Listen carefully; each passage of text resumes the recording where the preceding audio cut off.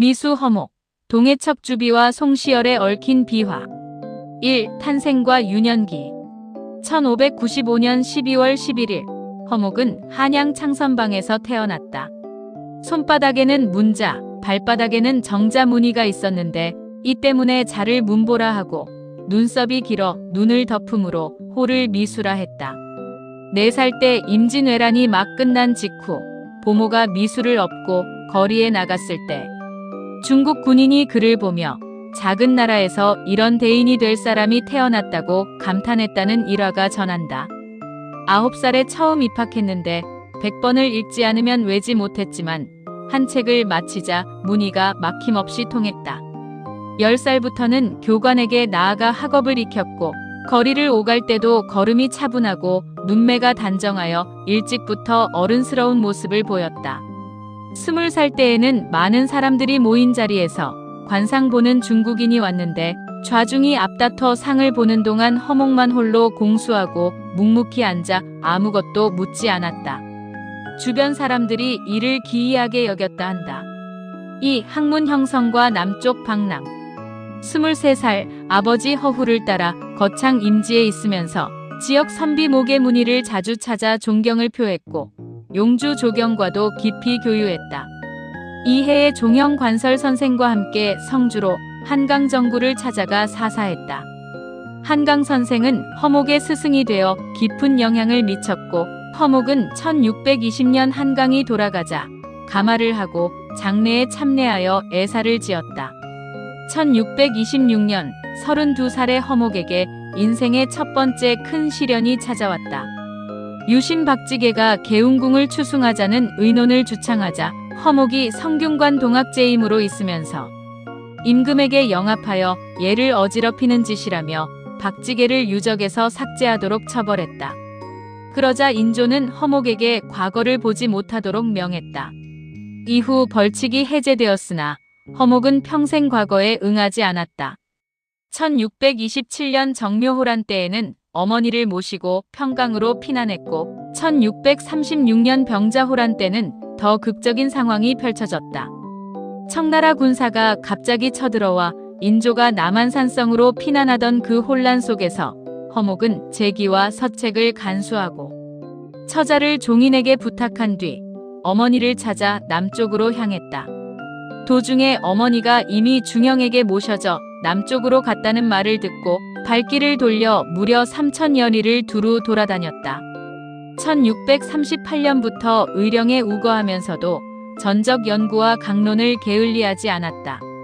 이 남쪽 방랑 시절 10여 년 동안 지리산, 청관산 등지를 유람하고 구암 이정의 유고를 산정하고 손수 제자백가의 말 50권을 초사하여 문총을 만들었다. 또한 창원에 있던 선대의 벼럽을 근거지로 삼아 학문을 쌓았다. 1647년 53살의 허목에게 의령에서 어머니의 부음이 날아들었다. 천리 밖에서 달려가 상을 치른 허목은 평생 이를 가슴속의 한으로 삼아 3년 동안 초상 때와 다름없이 슬픔을 다했고 마을 사람들도 감동하여 울었다 한다. 3. 예송의 씨앗, 상복 논쟁의 시작. 1649년 인조가 승하하고 효종이 즉위하면서 대왕 대비 조씨가 효종을 위해 어떤 복을 입어야 하는가를 두고 조정의 논쟁이 예열되기 시작했다. 이해 허목은 관설 선생과 국상과 가족상의 예를 서신으로 논의했다. 1650년 효종 1년 허목은 마침내 첫 관직에 나아간다. 56살에 정릉 참봉으로 제수된 것이다. 이씨 부인이 돌아가신 상국께서 당신 뜻을 현명하게 여겨 벼슬을 강요하지 않으셨습니다. 라고 하자 허목은 벼슬하지 않음은 의리가 없는 짓이라 답하고 한 달 봉직하다 곧 사퇴했다. 1651년 내시교관에 제수되어 효종이 글을 읽다가 의심나는 대목을 표시하여 자주 물으러 보냈다. 1652년에는 병으로 사직하고 연천으로 돌아갔다가 다시 남쪽 유람길에 올랐다. 1656년 효종 7년 62살의 조지서 별자로 제수되었다가 공조 좌랑으로 승진, 곧 사직하고 돌아왔다. 이어 용궁 현감에 제수되었으나 부임하지 않았다. 1657년 63살의 공조 정랑을 거쳐 사헌부 지평으로 전임되었다. 수차례 소명이 내렸으나 나아가지 않다가 마침내 입궐했다. 효종과의 첫 만남에서 효종이 기다린 지 벌써 오래인데 어찌 곧 오지 않았는가 하자 허목은 재질이 용렬 노둔하고 허시름이 잘못 알려져 은명이 내린 것이라 겸손히 답했다. 효종이 시골 사정을 묻자 허목은 임금의 덕이 근본이니 인심과 풍속을 고치는 것이 여기 달렸습니다라고 직언했다. 이해 올린 사직 상소에서 천여 마디에 걸쳐 군덕의 실수와 시정의 득실을 역력히 진달하니 효종이 말이 매우 절실하므로 척연이 두려워하고 흔연히 기뻐한다고 비답했다. 1658년 64살 지평을 거쳐 부사직에 보직되고 다시 지평의 제배, 품계가 봉정대부로 올랐다. 1659년 효종 10년 65살에 장령으로 승진했다. 이해 4월 또다시 장령으로 부름에 나아가 군덕을 논하는 상소를 올렸고 옥계명을 직접 써서 올렸다. 상소에서 둔전과 저자의 폐단을 논하니 효종이 즉각 둔전을 폐지하도록 했으나 허목이 올린 그 다음 달에 효종이 갑자기 승하했다. 효종 승하 직후 허목은 상례를 논하는 소를 올리고 제궁치라는 문제, 방상 복구 문제 등을 개청했다. 그리고 비로소 운명을 바꿀 대논쟁이 시작되었다. 4. 예송 대논쟁 허목 대 송시열 1659년 효종이 승하하자 조정 최대의 과제는 대왕 대비인 인조의 계비조씨가 효종을 위해 어떤 복을 입어야 하는가였다. 효종은 인조의 둘째 아들이었다. 첫째인 소현세자가 먼저 죽었기 때문에 효종이 왕위를 이었는데 이 경우 어머니 격인 대왕 대비의 조복이 3년인가 기년 1년인가가 핵심 쟁점이었다. 송시열과 송준길은 처음부터 대왕 대비가 효종을 위해 3년복을 입음은 마땅치 않다며 기년복을 주장했다. 그 근거는 효종이 인조의 장자가 아닌 차자라는 것이었다. 이에 맞선 허목은 3년복을 주장하는 역사적인 상소를 올렸다. 이 상소는 이후 14년간 파문을 일으킬 역사적 문건이었다. 핵심 논지는 이러했다. 의례의 규정에 따르면 장자가 죽으면 적처 소생의 둘째를 세워 또한 장자라 부르며 이 경우 그를 위해 3년복을 입는다. 효종은 인조의 둘째 적자로서 이미 세자로 책봉되어 종묘를 이어받아 임금이 되었으니 이는 분명히 정이면서 최후 전중한 경우이므로 3년복을 입어야 한다는 것이었다. 또한 허목은 상복도를 만들어 올리며 경문과 전문에 근본하고 주소를 참고하여 적자와 서자 구별의 경중을 환히 알기 쉽게 도해했다. 이 치밀한 논증에 판중추 원두표마저 논란한 증거가 모두 경전에 분명한 글이니 감히 딴 의논을 할 수 없다며 허목의 손을 들어주었다. 송준길이 상소를 올려 이에 반박했다. 이미 첫째 아들을 위해 3년복을 입었다면 둘째 아들을 위해서는 3년복을 입을 수 없는 것이 아닌가. 서자를 세워 후사로 삼은 경우에도 기년이라는 논지였다. 송시열과 송준길의 막강한 지지 기반을 얻고 기년복으로 결정하자 허목의 상소는 받아들여지지 않았다. 이로 허목은 삼척부사로 좌천되었다. 5. 역전의 드라마 갑인년 예론 확정 허목이 삼척으로 쫓겨난 뒤에도 예송 논쟁은 꺼지지 않았다. 삼척에서 허목은 좌절하지 않았다.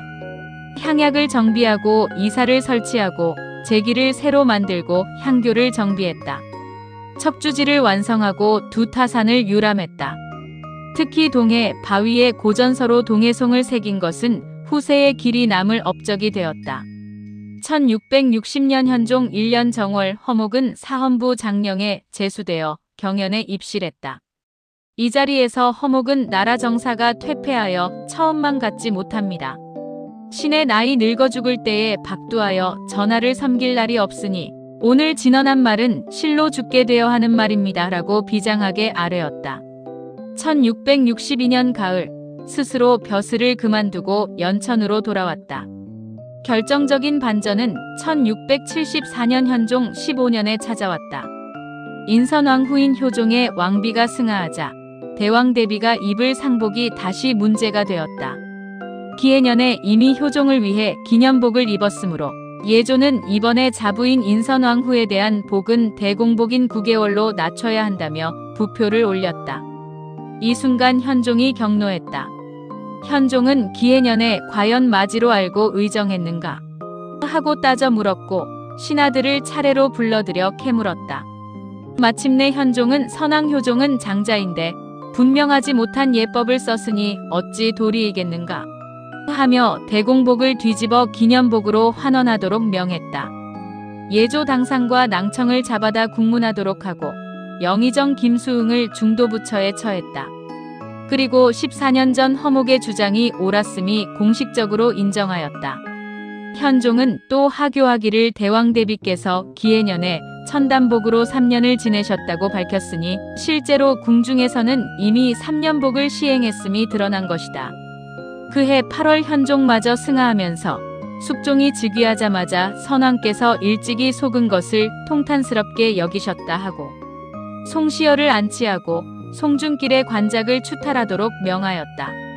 허목은 으뜸으로 존대하는 예를 받게 되었고 당시 예를 논하다가 금고된 모든 신하들에게는 표창이 내려졌다. 훗날 숙종은 비만기를 내리기를 이미 확정된 국가예법을 강신이나 흉얼들이 상소하여 국시를 현혹 문란케 하면 종묘와 선왕의 죄인이니 역률로 논하겠다고 천명하기까지 하였다. 6. 대사헌 삼정에 이르다. 1674년 현종 15년 11월 허목은 특별히 대사헌에 제수되었다. 80살 노학자를 향해 숙종은 경이 3대의 조정을 겪은 덕이 큰 선비로 퇴폐된 기강을 진작하라는 비답을 내리며 사관까지 보내 전유했다.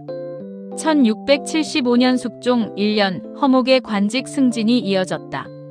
1월 2조 참판, 5월 성균관 죄주 겸임과 함께 의정부 우참찬으로 승진했다. 경연에 입시하여 논어를 진강했고 공정한 정치와 명분 바로잡기를 역설했다. 6월 좌참찬, 다시 2조 판서로 옮겨 제수받았다. 그리고 6월 말 우의정으로 승진하여 삼정의 반열에 올랐다. 81살의 일이었다. 우의정 시절 허목의 활약은 눈부셨다. 궤장을 하사받았고 경연에서 숙종에게 끊임없이 직언을 올렸다. 병거 제조, 만인과 실시, 북한 산성 축조 등 윤유와 허적이 주도하던 군비 강화, 정책에 대해 일관되게 반대했다. 군사가 승하면 어지러워진다. 백성의 원성과 고통이 군사 행정에 있다는 게 허목의 지론이었다. 또한 양녕대군의 지덕사 설립을 주청하여 실현시켰고 오가집회와 성사는 폐단을 상소로 비판했다. 이 시기 숙종과 허목 사이의 군신관계는 매우 특별했다. 숙종은 허목이 잠시 도성을 떠날 때마다 승지를 보내 만류하고 큰 가뭄에 비를 바라듯 한다며 애타는 마음을 전했다. 허목은 여러 차례 사직을 청했고 숙종은 번번이 윤허하지 않았다. 허목이 연천 고향집 초가가 실화되어 없어졌다는 말을 듣고는 숙종이 특별히 경기도로 하여금 집을 지어주도록 명하자 허목은 이마저 사양했다. 결국 공사가 이루어져 은거당이 완성되었고 허목은 300년 국조의 집을 하사받은 것은 황희, 이원익, 그리고 이번의 노신이라며 은혜에 감사했다. 7. 허적 탄핵과 만년의 고독. 1679년 숙종 5년 4월 강화도 투서 사건이라는 영모 사건이 터졌다. 허목은 소명을 받고 즉각 상경하여 숙종을 아련했다. 이 자리에서 허목은 인심이 이처럼 흉흉한 것은 조정이 높아지지 않고 천리가 밝아지지 않았기 때문이라며 군덕 강화를 촉구했다. 그해 6월 85살의 허목은 필생의 마지막 정치적 승부수를 던졌다. 영의정 허적의 전횡을 정면으로 비판하는 상소를 올린 것이다. 허적은 청리들과 결탁하고 환관과 서로 통하며 그의 서자 허견은 무상한 짓을 해도 아무도 금하지 않는다. 강화도 역적 투서가 생겼을 때 즉시 신문하지 않음은 무슨 까닭인가 하며 허적의 죄상을 낱낱이 열거했다. 숙종의 비답은 서늘했다. 나도 모르게 마음이 서늘해지고 뼈가 차가워진다. 영상은 원로 시기로서 경도 협력하여 함께 다스려야 하는데 모함하는 말에 동요되어 신으로는 차마 들을 수 없는 죄를 덮어 씌우니 이 무슨 꼴인가 하여 허목은 즉각 도성을 나와 연천으로 내려갔다. 신하들이 사주받은 것이라 변호했지만 허목은 꿋꿋하게 비록 배임을 당하더라도 다른 사람에게 핑계하여 자신만 면하는 짓은 죽을지언정 하지 않겠습니다 라고 버텼다. 그런데 이 탄핵 상소가 반년 뒤 역사의 판정을 받았다. 1680년 숙종 6년 경신년에 허적과 윤유가 모반죄로 사사되는 경신대출척이 일어난 것이다. 허목이 예언하듯 경고했던 채찰부 설치가 화근이 되어 허적 이하 모든 사람들이 죽을 죄에 걸렸다. 허목은 한탄하기를 그가 일찍이 두려워할 줄을 모르니 애석한 일이다라고 했었다. 허목 자신도 이 와중에 삭출을 당했다. 대사헌 등이 허목의 과거 상소 중 한 구절을 문제 삼아 파직에 이어 삭출까지 청했고 유배 논계가 나왔으나 숙종이 윤허하지 않았다. 허목은 은거당에서 피해 나와 마을 집에서 처벌을 기다리다 집으로 돌아왔다. 8.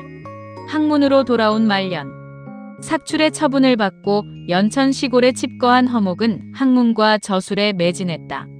한강 문집 서문, 정암 조광조 문집 서문, 충정공 권벌 문집 서문, 남명 조식 신도비 등 후인들을 위한 글쓰기를 멈추지 않았다. 귀양살이하는 홍우원에게 시를 지어보내며 위로했다. 1682년 숙종 8년 88살의 허목에게 뜻밖의 일이 생겼다. 판서 이정영이 허목의 전서체를 금지시킬 것을 청한 것이다. 허목은 이를 듣고 태연히 절운 한수를 지었다. 산 너머 아랑곳 없이 갈필로 과두글씨 쓰도다. 노인의 자유로운 정신이 물씬 풍기는 시였다. 병석에서도 글쓰기와 학문을 놓지 않았다. 4월 병이 나면서부터 새벽 저녁 가묘 배아를 못하게 되었지만 외부 원고 요청들을 봉에 돌려주면서 주역 한 질만 책상 곁에 두고 누워서 펴보았다. 고청 서기의 사적을 쓰고 손수 절운시를 써서 학문과 세상을 담담히 성찰했다. 기쁘게 옛글 읽다 나이 80이 넘었도다. 한 짓 하나도 남같지 못했으니 우직하기 나 같은 사람 없네. 9. 운명과 사후. 1682년 4월 갑진인시 허목은 정침에서 조용히 눈을 감았다. 향년 88세. 6, 7일 전부터 스스로 약을 그만두도록 하며 사람의 생명은 한이 있는 법인데 약을 먹은들 무엇하겠느냐고 했다. 임종의 날 새벽 자제들이 친구를 칭탁하며 인삼차를 권하자 허목은 친구의 후한 정의를 저버릴 수 없다며 조금 맛보았다. 문화제자들이 몰려와 문우하자 제군들 왔는가. 모름지기 잘 있게 하고서 편안히 세상을 떠났다. 염습은 심의와 복권으로 하고 명정에는 미수 허공지구라 썼다. 부고가 전해지자 조정에서 직접 복구 논의가 있었으나 대간의 저지로 이루어지지 않았다. 그러다 1688년 숙종 14년에 관작 복구를 명하고 1689년 예장과 치제가 이루어졌다. 1691년에는 마정군의 미강서원이 사액되었고 문정공이라는 시호가 내려졌다. 도덕이 널리 알려진 곳이 문이고 올바른 일로 남을 감복시키는 것이 정이라는 풀이었다. 1693년에는 특별히 나주의 미천서원이 사액되었다. 허목은 끝내 역사의 판정을 받았다. 기해년 예론이 잘못이었음은 갑인년의 현종이 직접 확인했고 경신대출척으로 그의 정적들이 쓰러졌으며 숙종은 그 예론을 국시로 확정했다. 허목이 홀로 기년복에 맞서 3년복을 주장하다 삼척으로 쫓겨난 지 30여 년 만의 일이었다. 십동의 척주비 이야기. 삼척으로 부임할 때 허목은 나이는 66세, 인생의 황혼기로 접어들고 있었다. 삼척은 백두대간이 동해와 맞닿은 곳에 위치한 동쪽 끝의 고을이었다. 조선시대의 삼척은 왕실의 주목을 받았는데 태조 이성계의 4대조인 목조의 외가이자 목조가 거처했던 곳이기 때문이다. 이곳에 부사로 부임한 허목은 매우 다양한 활동을 펼쳤다. 삼척 사람들은 검소하고 질박하지만 비유교식 제사인 음사를 좋아하는 풍습이 있었다. 동해에는 바람이 많고 파도가 심했는데 특히 장마철이 되면 강하구가 막히고 50천이 범람하여 백성들에게 막대한 피해를 입혔다. 1661년 현종 2년 허목은 해일 피해를 막기 위해 동해를 칭송하는 그린 동해송을 짓고 바닷가에 우임금의 전서체로 쓴 비석을 세워서 풍랑을 진정시켰는데 이것이 바로 척주동해비이다. 그 뒤 비석이 유실된 것을 1710년 숙종 36년에 삼척부사 박내정이 유실한 비석의 탁본으로 옛 비석과 같은 비석을 다시 만들어 지금의 자리에 세웠다. 조선 영조 때 학자인 홍양호는 지금 동해비를 보니 그 문사의 크기가 큰 바다와 같고 그 소리가 노도와 같아 만약 바다에 신령이 있다면 그 글씨에 황홀해질 것이니 허목이 아니면 누가 다시 이 글과 글씨를 썼겠는가 하고 감탄하였다 한다. 당초 세운 비석은 유실되고 다시 세운 비석으로 전면에는 해서로 대한평수토참비라 새기고 측면에는 고종 41년 1904년 비석을 옮겨 세운다는 기록이 있으며 뒤에는 전서로 된 48자의 비문이 있다. 이 비석은 허목의 글씨가 일품인데다 도가와 주술적인 비유들이 들어있어 매우 특이하면서도 기괴하다. 척주동해비의 탁본은 물과 불이 침범하지 않는 효과가 있다고 하여 부적처럼 사용되었는데 이 비의 탁본은 지금까지도 유행하고 있다. 10일 우암 송시열과 미수 허목의 약처방 이야기. 우암과 미수는 당파로 인해 서로가 원수처럼 지냈다. 미수는 60세에 벼슬하기 전까지 내내 공부만 하면서 천문, 지리, 풍수, 음양, 사주팔자 등 다 통달했던 사람이다. 한 번은 우암이 병에 걸려 약을 지어 먹으려 하는데 허목이 의술의 정통함을 알고 있던 송시열은 비록 정적일망정 내 병은 허목이 아니면 못 고친다. 가서 약방문을 구해오도록 해라 하고 아들을 보냈다. 미수의 약방문을 받아보니 약재 중에 비상이 들어있었고 이를 본 아들과 제자들이 미수를 향해 마구 욕을 했다. 정적이라 우암을 죽이려고 독약인 비상을 넣은 것이 아니냐는 것이다. 그런데 우암은 미수가 처방한 대로 지으라고 했다. 그러나 아랫사람들이 겁이나 비상의 양을 쓰인 대로 다 넣지 않고 반만 넣었고 결국 병은 완전히 낫지 않았다고 한다. 약방문을 다시 살펴본 송시열은 처방대로 약을 달이라고 명하여 그 약을 먹고는 완쾌하였다. 허목은 송시열의 병은 이 약을 써야만 나을 텐데 그가 이 약을 먹을 담력이 없을 테니 송시열은 결국 죽을 것이라고 생각했다. 그러나 송시열은 허목이 정적이긴 하나 적의 병을 이용하여 자신을 죽일 인물은 아니라고 생각했다. 송시열이 완쾌하자 허목은 무릎을 치며 송시열의 대담성을 찬탄했고 송시열은 허목의 도량에 감탄했다고 한다.